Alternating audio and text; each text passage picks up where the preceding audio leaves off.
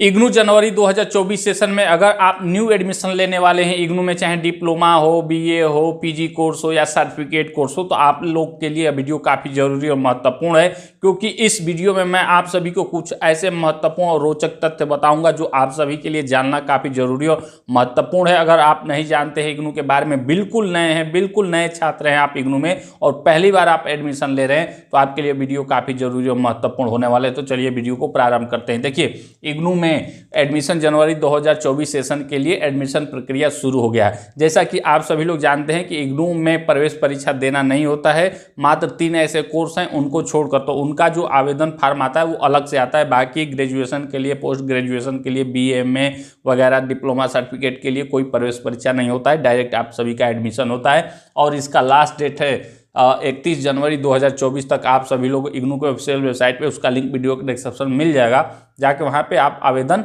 कर सकते हैं। ठीक है, तो इसके बाद अगला जो महत्वपूर्ण पॉइंट है वह है एडमिशन मोड। इग्नू में 2 प्रकार का एडमिशन होता है, एक को बोला जाता है ओडीएल एंड एक को बोला जाता है ऑनलाइन। इन दोनों का जो आवेदन फार्म है एक ही साथ आता है और एक ही साथ आया भी है। इसका भी लास्ट डेट 31 जनवरी 2024 है, इसका भी लास्ट डेट 31 जनवरी 2024 है, लेकिन इन दोनों का जो एडमिशन करने का लिंक है वो अलग अलग रहता है। ठीक है, इसका भी लास्ट डेट एक्सटेंड होता है, मार्च तक जाता है, इसका भी लास्ट एक्सटेंड होते हुए, मतलब दोनों साथ ही साथ चलते हैं, दोनों का साथ ही एडमिशन प्रक्रिया होता है।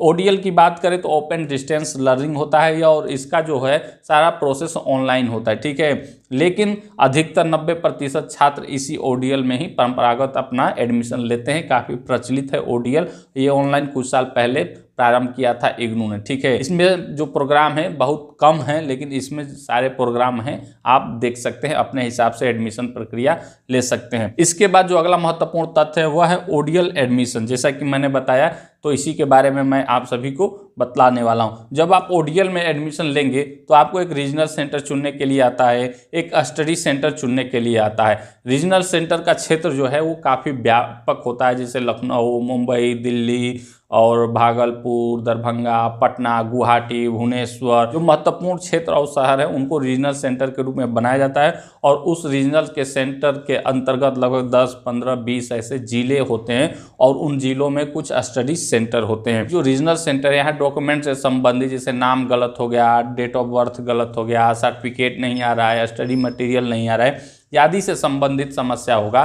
तो आप रीजनल सेंटर संपर्क करेंगे। बाकी अध्ययन से संबंधित जितना समस्या रहेगा वो स्टडी सेंटर पे संपर्क करेंगे। और एक दिन आप सभी का यहाँ क्लास भी चलता है और क्लास जाना अनिवार्य नहीं है, यहाँ पे ध्यान रखिएगा। ये आपकी इच्छा के ऊपर निर्भर है, आप जाएं या ना जाएं, इससे आप लोग परेशान मत होइएगा। इसके बाद जो अगला महत्वपूर्ण पॉइंट है वह है फीस की। कोर्स का फीस क्या है, चाहे डिप्लोमा हो, सर्टिफिकेट हो, पीजी हो, यूजी हो, जो भी हो, उसका रजिस्ट्रेशन फीस, कोर्स फीस क्या रहता है। देखिए, 200 रुपया रजिस्ट्रेशन फीस आप जितना भी कोर्स में एडमिशन लेंगे उसको देना ही पड़ेगा, बाकी कोर्स फीस अलग से होता है। तो किस कोर्स का कितना फीस है इस वीडियो में बताना संभव नहीं है, लेकिन मैं एक लिंक दूंगा प्रोग्राम का, उस पर जब आप क्लिक करके जाएंगे तो इग्नू में जितने कोर्स संचालित होंगे सभी का अल्फ़ाबेट के तहत नाम आ जाएगा और आपका जो कोर्स रहेगा, जिस कोर्स में एडमिशन लेना चाहते हैं उस पर आप क्लिक करके सारा डिटेल जान सकते हैं उसके बारे में, कोर्स ड्यूरेशन वगैरह, एलिजिबिलिटी के बारे में। ठीक है, इसके बाद अगला जो महत्वपूर्ण पॉइंट है डॉक्यूमेंट का, कि डॉक्यूमेंट कौन कौन सा लगेगा। डॉक्यूमेंट के साथ साथ एक महत्वपूर्ण तथ्य यह भी है एलिजिबिलिटी की। तो देखिए, इग्नू में ज़्यादा कुछ मांगता नहीं है, एज का कोई दुविधा नहीं है कि आपका एज कितना है, क्या है, उससे कोई मतलब नहीं है। बस आपके पास सिंपली मार्कशीट होना चाहिए और सर्टिफिकेट होना चाहिए, चाहे आप 10वीं का लगाएं या 12वीं का लगाएं अगर आप ग्रेजुएशन में ले रहे हैं। तो अगर आप पीजी जैसे एमए, एमएससी में ले रहे हैं तो वहाँ पे ग्रेजुएशन का भी मार्कशीट और सर्टिफिकेट आपको लगाना होगा। बस इतना ही मार्कशीट डॉक्यूमेंट चाहिए इग्नू में, और कोई एफिडेविट नहीं चाहिए, कोई ईयर गैप का नहीं चाहिए, कोई टीसी नहीं चाहिए, कोई माइग्रेशन सर्टिफिकेट नहीं चाहिए, कोई भी अनिवार्य नहीं है। इसके बाद जो अगला महत्वपूर्ण तथ्य आता है कि डॉक्यूमेंट वेरिफिकेशन होगा क्या। मान लीजिए जब आप ऑनलाइन एडमिशन लेंगे ओडीएल में तो जो सारा प्रोसेस होता है इग्नू का सब घर बैठे या साइबर कैफे वाले से करा सकते हैं। इसमें आपको मान लीजिए कि हाई स्कूल का मार्कशीट या सर्टिफिकेट, इंटर का मार्कशीट, सर्टिफिकेट, ग्रेजुएशन का सब अपलोड कर देंगे HD क्वालिटी में, काफ़ी अच्छे से अपलोड करिएगा। तो क्या उसके बाद कहीं पे डॉक्यूमेंट वेरिफिकेशन कराने के लिए जाना होगा क्या?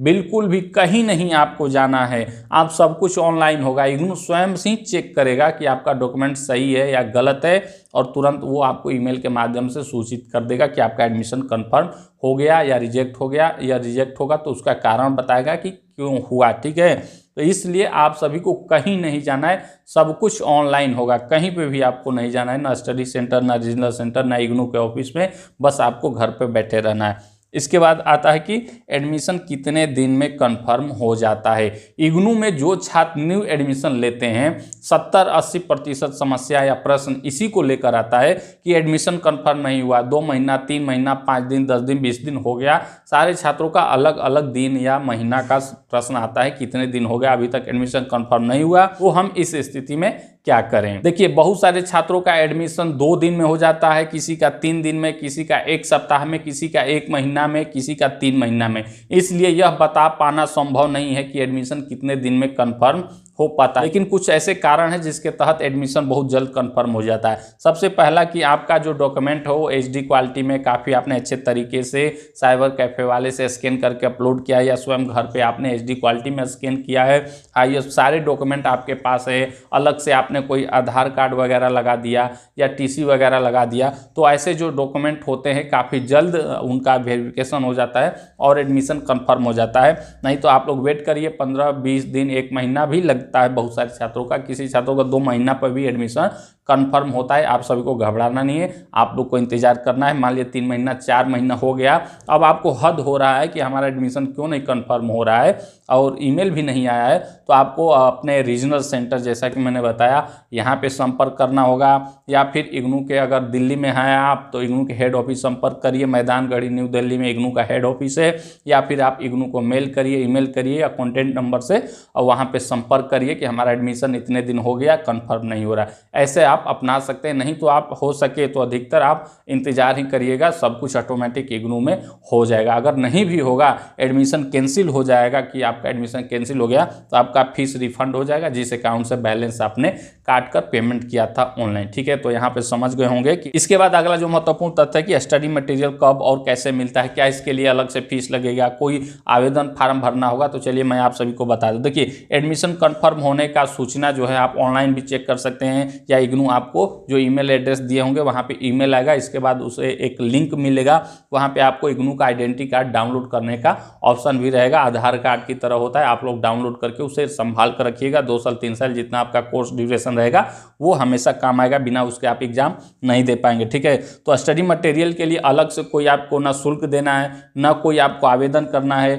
जो कोर्स फीस रहता है उसी में आपका स्टडी मटेरियल भी सम्मिलित रहता है। इग्नू स्वयं ही आपके दिए हुए परमानेंट एड्रेस पे बुक आपके घर पे भेज देगा, कहीं पे भी आपको नहीं जाना होगा। इसमें भी है कि 3 महीना 4 महीना लग जाता है, किसी छात्र का 15 दिन में आ जाता है, किसी का 2 महीना में, किसी का 3 महीना में, किसी का एग्जाम खत्म होने के बाद भी आता है। तो ऐसी स्थिति है, तो आपको इंतजार नहीं करना है।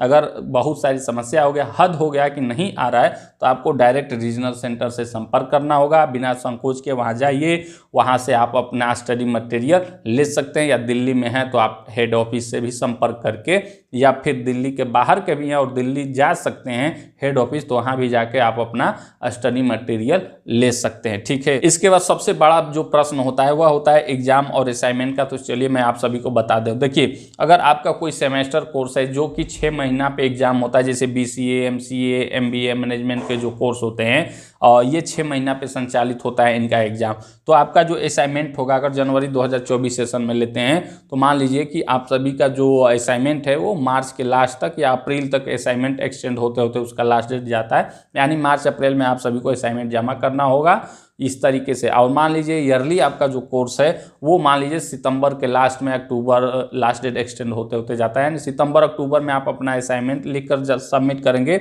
और एग्ज़ाम की बात करें तो मान लीजिए आपका सेमेस्टर है तो जून में आपका एग्ज़ाम होगा 6 महीने पे।